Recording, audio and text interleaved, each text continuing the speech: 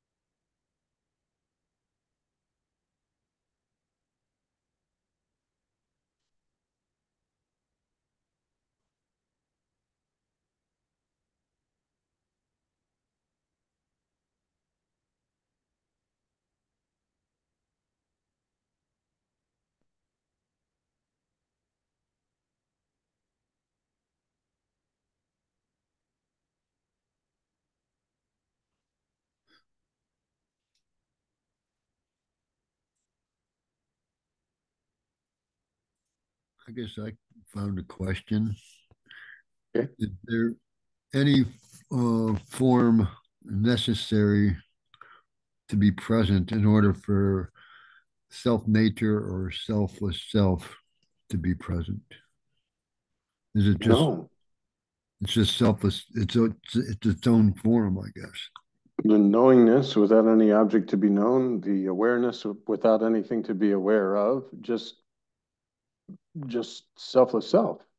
Mhm. Accept your selfless self, no God, no Brahman, no Paramatma, no master. The mistake was clicking with the body and saying, I exist. And suddenly the knowingness automatically identifies with this body. Oh, this is me. I know I'm alive. Again, if the space in the room were just using this body as like a telescope or a periscope, whatever you want to call it, just to see, but there was nothing, there was no concept of being a person, there was no concept of this body or this life or anything else. It was just the space in the room seeing through this instrument inside of the space and believing itself to be separate, because the concept of duality is I am seeing these things rather than, oh, I'm formless inside and outside the body, and everything that I'm seeing is within my own self. And the only reason I'm seeing it is because I'm using an object as a vehicle, or as Maharaj says, the media to see. The faculty of knowingness clicks with the body and sees and knows things because you're identified as a thing for a time. Once you know yourself in a real sense, then of course the body is still available, but it is literally just, you're just, scenes are appearing and disappearing, and there's nothing, no local identification.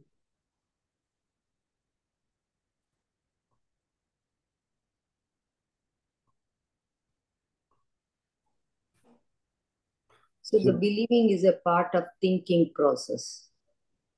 Yeah, knowing of your own existence begins this concept of I exist, rather than prior to the sense of existence, you existed because this sense of existence has appeared to you.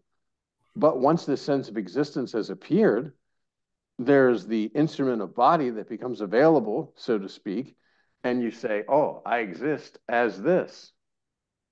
And then mom and dad get the concept of duality because I'm your mother, your name is such and such. You do good things, you do bad things. The sense of doership is impressed, which builds this kind of egoistic sense of self, that false I, because I is everything,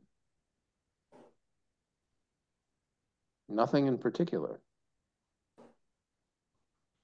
Yeah, it's so obvious that awareness is present, and also when the thinking, this waking dream is up, um, it's nothing that we can forget our true nature, but I don't know how is this happening so quickly getting into the experience.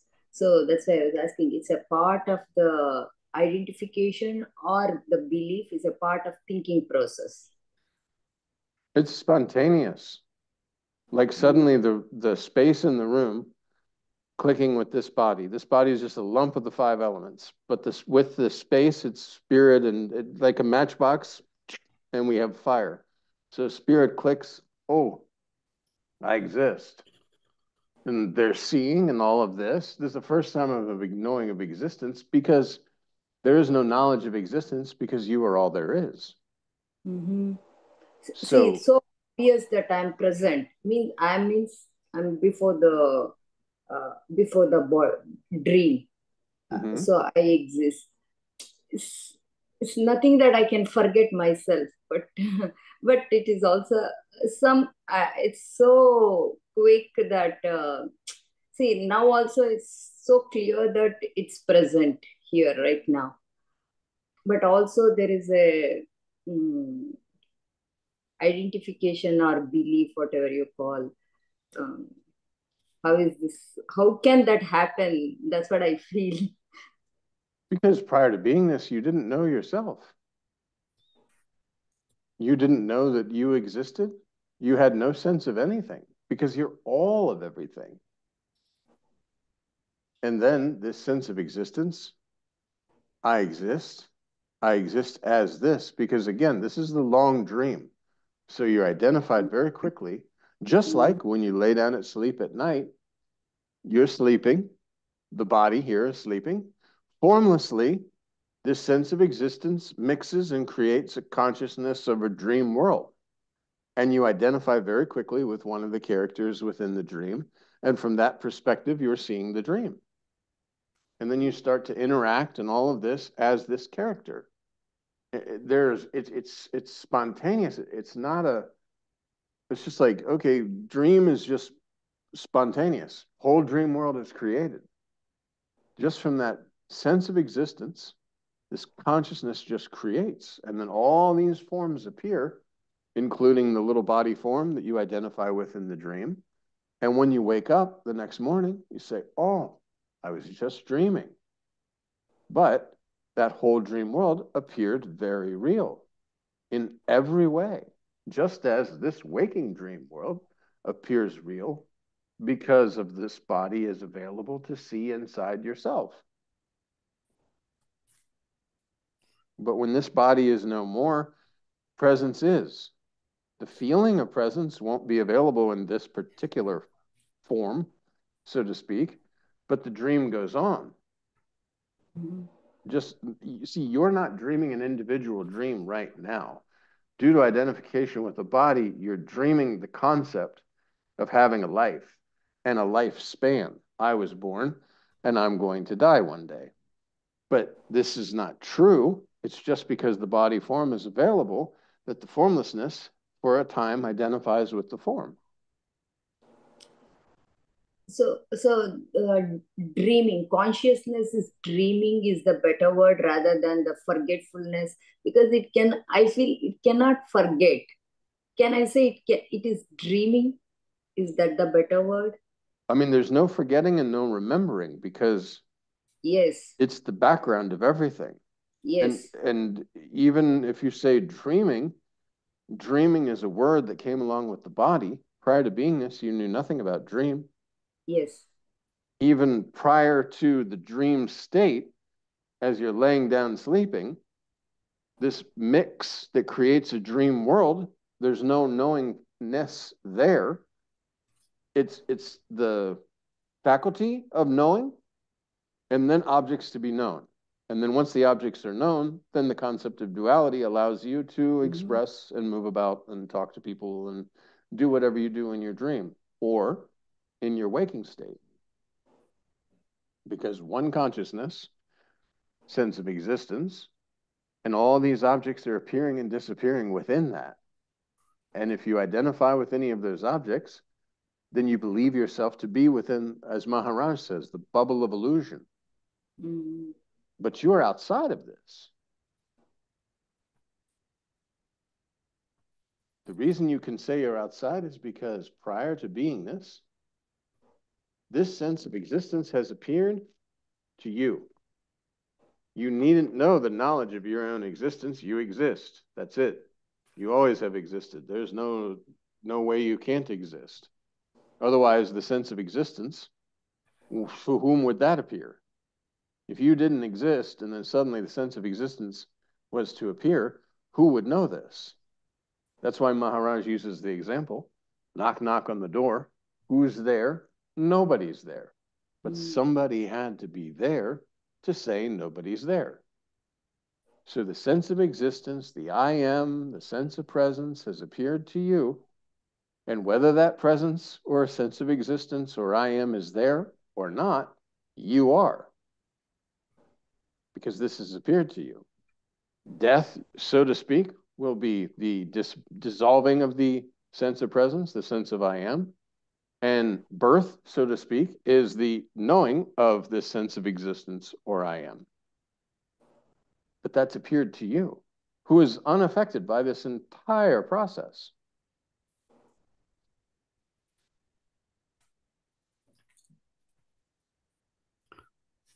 So no matter what you experience or forget or remember or think you sense or anything, it's all the same self nature. I, I think, right? Well, anything that you can think or do or any of these sort of things, you're within the consciousness, the bubble of illusion. But it's still self nature. It is. You could say everything is itself, but it's yourself. It's not any other self than yourself. Well, you really don't even want to say yourself. Yeah, That's right. why I guess they do the big SELF so Yeah, that it's not like myself and right, yourself. It's right. just the self or that you are.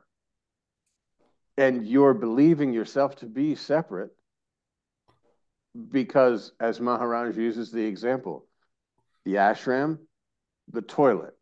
If the walls in the ashram go down and the walls in the toilet go down, sky in the toilet goes to hell and sky in the ashram goes to heaven? No, it's one and the same. We put the separation. Or they use in Advaita a lot the pot, the space inside the pot, the space outside the pot. Pot breaks, but the space inside the pot doesn't like suddenly become outside. You understand? It's one space. We have the concept of the space is within the pot, and I put a lid, and now the space is confined to the pot. Mm. But this is only conceptual. Another good example is breathing in. You breathe in right now, and you say, okay, that was the universal air, and it's now my air. And then you breathe out, you say, okay, now it's back to the universal air. And because it's within this body form, you say, it's mine. But air has no concept of being inside or outside, or your air or my air.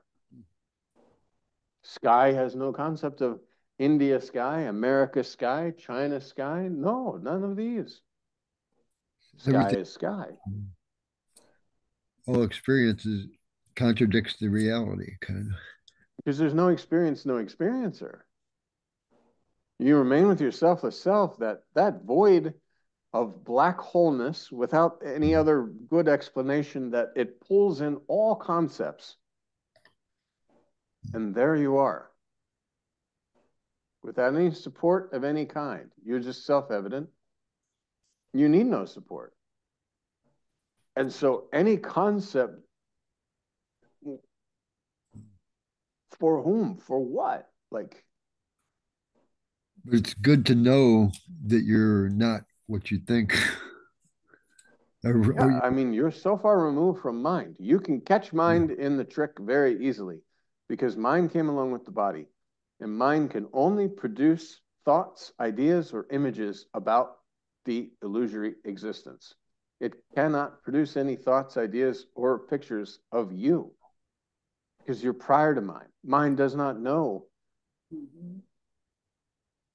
There's no, that's why they say, okay, go back, recede, recede, recede behind the thoughts. Let all the thoughts flow. You just go within yourself, recede, recede, recede, because you are prior to mind.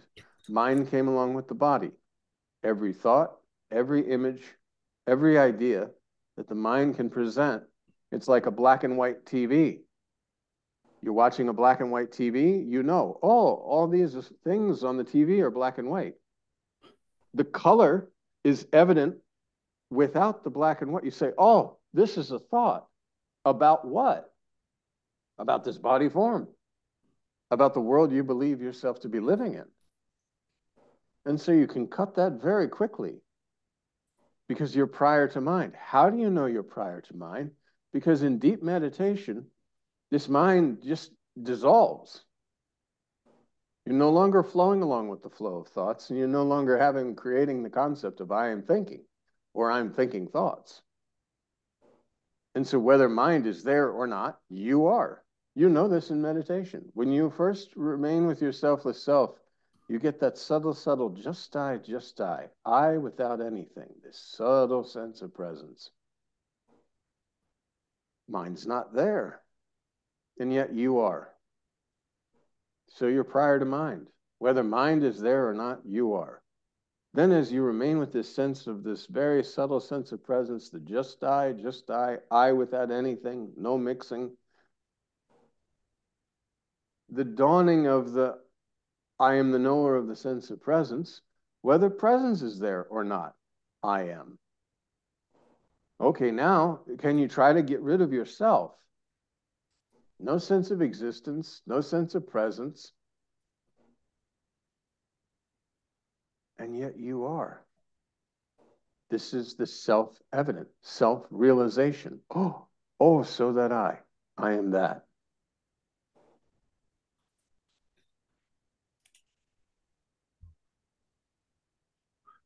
Prior to presence, prior to beingness, prior to body, prior to mind, way prior to world. And these are the illusory layers that are covering yourself. And meditation allows you to dissolve these layers, and then you remain with your selfless self. And now, can you be with yourself and just be like, okay, they say, oh, like I'm a zombie, I'm just sitting like a stone piece of wood? No, because you use the body, do your job, do your duties, take care of all your responsibilities, but now you know yourself. And once you know yourself, you can't forget yourself or try to remember yourself, or Maharaj talks about refreshing your memories, which is just, I am not these thoughts, I am not this body, I was not this body. Accept your selfless self, no God, no Brahman, no Paramatman, no master, nothing is there. Where all experience ends, there you are. Even if you're experiencing samadhi, that's an experience.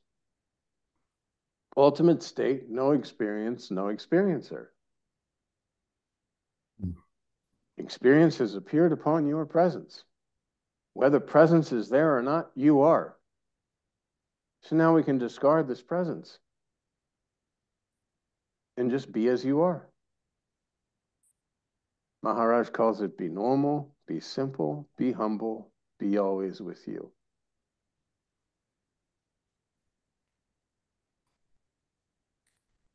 And you can't not be. Like even you give direction of be always with you. Well, how can you not be with you? You can try to direct your attention to illusory thinking, but still you're going nowhere. You're not, you're not actually, you're being lost. You're developing the concept that I'm lost in thought, but you're not. Thought stops, there you are. Thoughts are very busy, there you are. Good day at work, there you are. Bad day at work, there you are. What's good and bad to the formless presence that you are? Passing. Scenes appear and disappear, and you're not disappearing. Maharaj uses the example of the train. This is a powerful example. If you've ever ridden the train into work or on a trip or anything like this, you're sitting, not moving. All the scenes are moving. Whether slow or fast, you pull into a station, you slow down, you start speeding up, but scenes are, everything's going. Thing moving, train is moving, scenes are coming and going. You are not moving.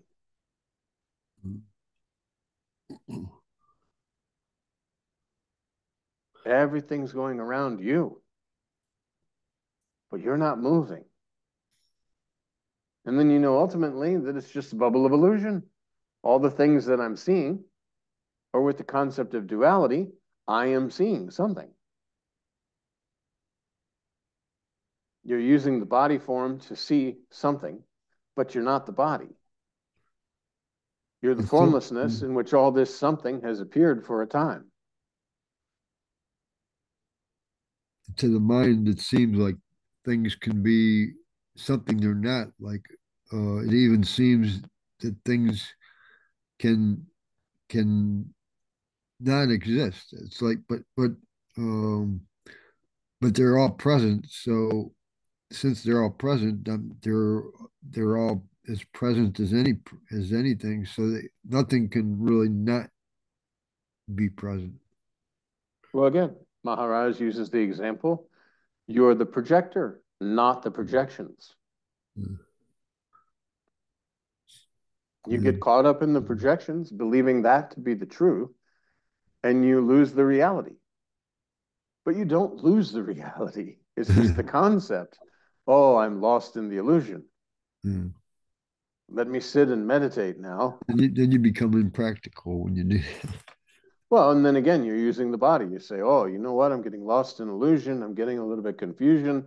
So I'm going to sit and just meditate for some time. But now you're taking the concept of duality. It's better to say, I'm going to sit and meditate and remain with my selfless self rather than go off and do other activities and not put the attention back on yourself. But still, it's the concept of duality. The only way you can meditate is with the concept, I am meditating. Mm.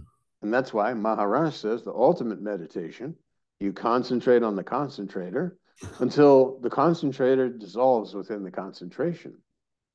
You meditate on the meditator. Who is meditating?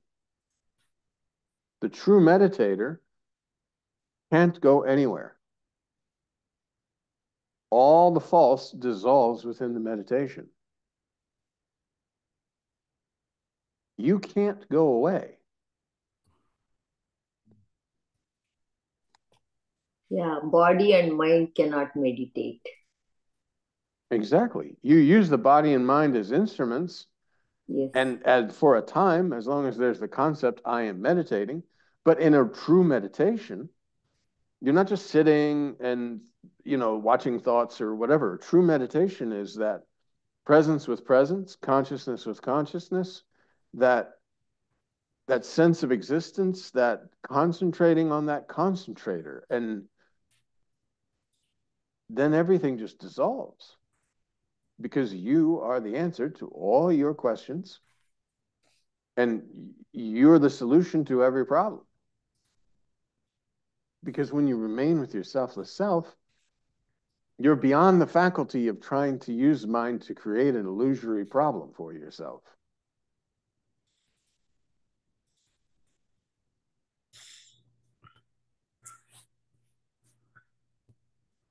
And remember again, mind is not a separate entity.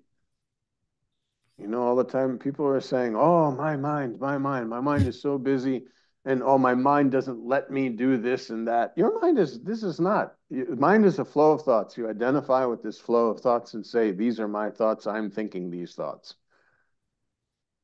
But when you know yourself in a real sense, this doesn't work. Because again, like we said, you're watching the black and white TV and the world is in color, and no black and white TV is going to be able to take your attention from the color. In the same way that when you know yourself in a real sense, the mind can only produce illusory thoughts, images that came along with the body. And just as when you wake up from a dream and oh, it was just a dream, when you know yourself in a real sense, no matter where you look, oh, these are appearances. The space is seeing with this body instrument without identifying with the body and without knowing it's the space, sees objects within inside the space and says, oh, look at all these things.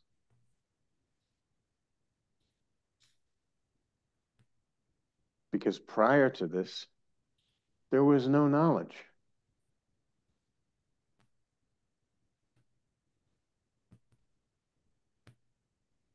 Then the knowledge of existence appeared. I exist. Dreaming at night, laying down, deep sleep, nothing, no knowledge of your own self.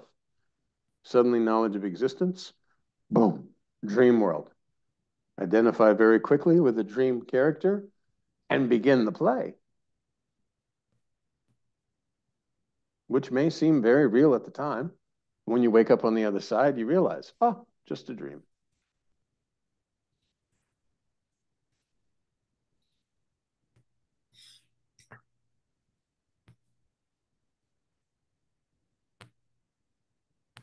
this is still the comparing mind, but today I was noticing that sort of like a contrast between uh, actual presence and sense filtered experience. That the presence, uh, kind of contains. It's here no matter what. The sense stuff changes from one experience to another, but just noticing that the presence does not change. And just think, the presence left this body. When I say left this body, presence stopped. This body can no longer sustain the essence. It's dead body. Presence didn't go anywhere. It didn't like, pull out like a spirit or Yeah. coming into a big spirit from little spirit or universal consciousness to individual consciousness. None of these. It's just dead body. But yet, presence clicks with the body. This lump of flesh suddenly is animated.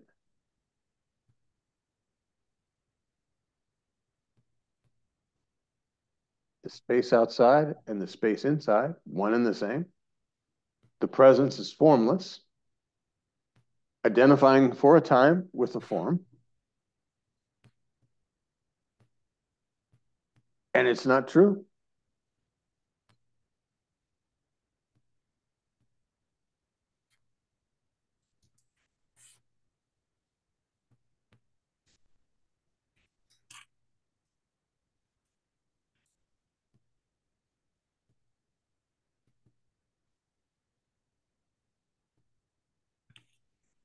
And when you spend time with yourself, you know this. You're self-evident. There's no support. No support is needed.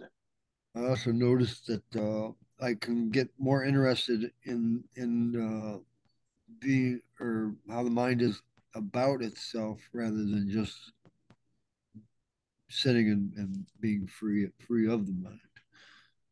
Well, then eventually you won't notice mind at all. Yeah. Again, that'll be just the scenes appearing and disappearing, and you'll see yourself performing the activities in the moment. Mm. Maybe you use mind to schedule an appointment or to find out, how many eggs for $1 or whatever. You might have to figure out on the calculator or something like this. But again, that's within the bubble of illusion. Personal thoughts won't really make sense because there's no person. And then you get natural patience, I would imagine, right? Well, so you're outside of time, Yeah. if you want to say it like that. Yeah. There's no concept of time because you're no longer identified with an object within space that can create the concept of time because of, oh, this object is from here and this is from here and there's time. Of course, you still look at your watch, you can still look at your phone, time within the bubble of illusion, but you're not registering this, nor are you registering living a life. So there's no patience or impatience. There's no need for this because again, when you know yourself in a real sense, there is no place to hang the hat. There's no hook. If you have the hook of me, then a hat can hang. If you have no hook and you try to hang the hat, any concept, you cannot. There's no place where a concept can stick. That's the black hole kind of. Well, when you know yourself in a real sense, okay, here's presence. I've been observing this presence for a while. At first, I identified this sense of presence as myself. The more I identified my sense of presence as myself, the more the understanding came that I'm the knower of the sense of presence. And whether presence is there or not, I am. And on this entire world, all of this has appeared on presence. So if you are there, whether presence is there or not, and world is on presence, then world can be instantaneously discarded. Body is instantaneously discarded because not even the subtle sense of presence is needed as a support for your own self. You know this. and you know it without having to go through any of the mental exercises of finding this out. It is so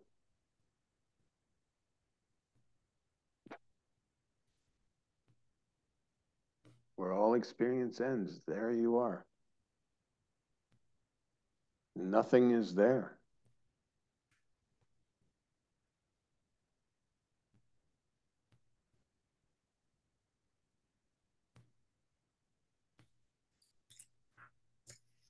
Even this sense of presence is not there. When you remain with yourself as self, you're